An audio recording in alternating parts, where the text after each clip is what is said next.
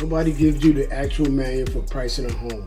They hand you a license, point you at the MLS, and say good luck. So agents guess. And when they guess wrong, listings expire. Sellers fire them and commissions disappear. Real talk. A bad price doesn't just cost your seller money, it costs you your reputation. And in this video, which is I call the manual nobody gave you, there are going to be 7 steps inside your existing MLS matrix that let you comp any property fast and walk into any listing presentation with a number you can defend. No expensive software needed, no years of experience required. And here's where this gets different from every other CMA video you've watched. Most of them stop at price. This one doesn't. Because buried inside your comps is a list of active buyers who are ready to move right now. And I'm going to show you exactly how to find them. The barrier isn't the tool, it's knowing the process, so let's get into it. Your MLS, and you're going to enter active, pending, and closed. With your pending, you want to put 0 to 180 days, which equals 6 months. With your closed properties, you want to put 0 to 180 days, okay? Then you want to enter single family detached. 80% of the properties are single family detached. 20% of them are townhouses, condominiums, and patio homes, okay? Whenever you enter your information, you don't want to put in any conditions. We don't use conditions here in New Orleans because what happens is some properties have been renovated, some properties haven't, okay? But conditions are at the seller's discretion, okay? So whenever you're going into a listing agreement, always ask the seller, do they want to use conditions? If they don't want to use conditions, that's fine. If they do, just know that you're all going to have to prove this information to the buyer once they get ready to purchase the property. Because the first thing they're going to do is use conditions to get the price lower. Next, you're going to enter the address. And you're going to start at 0.25 and go out to probably a mile or less from your subject property. This is going to give you a list of people who have potentially purchased properties within the last 6 months, okay, in this area. And I want to revisit that when we get to the reverse engineering section. But you're going to set the pin on your map with entering this information, which is such as the address and the mileage, okay? And this is what you're going to base your comps on. But you're going to need to put more information in to not to be comparing apples to oranges, but apples to apples, okay? And this is where it starts. You're going to put the number of bedrooms in, you're going to put the number of bathrooms in, and you're going to enter the square footage range of the property, give or take 500. Appraisers use 400, realtors use 500, give or take, okay? And I'll give you an example. Subject property is 2,000 square feet, okay?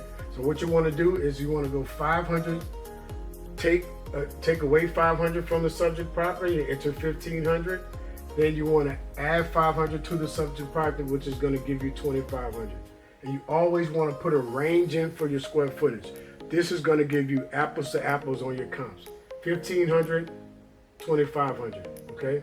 So just say, for instance, you have a property that's 440,000, and then you find another comparable that's 420,000.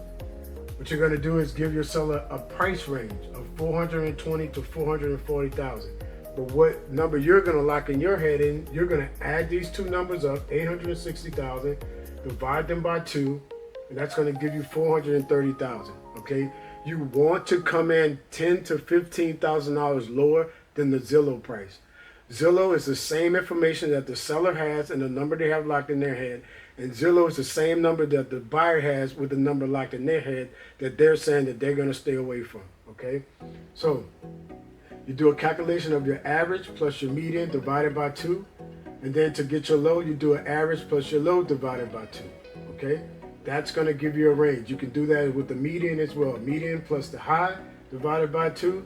The median plus the low divided by 2. This is going to give you a price range. Once you have that price range, you have that confidence to go into the listing and get the listing agreement signed. Okay? Never lock in a price in your head with the seller. Give them a price range and give them the option to how much they want to list their property for, okay?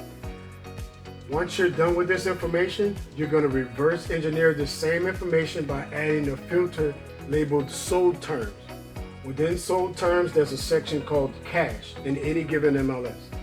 Once you search for that section and you label this information and you put that information in with the cash selected under sold terms, you're going to go out with your mileage, maybe a mile or 2 miles, and it's going to give you a number of buyers who have purchased properties within the last 6 months for cash. Then you're going to reverse look up those buyers and reach out to them and ask them, are they interested in purchasing any properties within that area using your address. You could even go in and, and change this from 360 days, 180 days to 365 days, okay?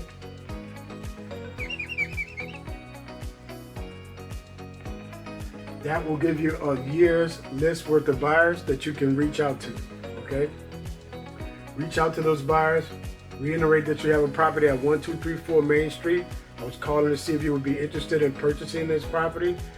If not, and they say no, hey, do you have anyone that you know that would be possibly interested in purchasing the property? They say no again. Then you're gonna ask them one more time, hey, look, do you or anyone you know is interested in selling the property? They probably say yes, or they probably say no. That's a way to get listings as well. But what you want to do is put this information in, come up with a price range, give the seller a price range, have her sign your listing agreement, and mention to them you know how to locate a buyer for the subject property using this information. Price with data and not with emotion. This is the whole system. Here's your homework. Run this on one property today. It doesn't have to be an active listing.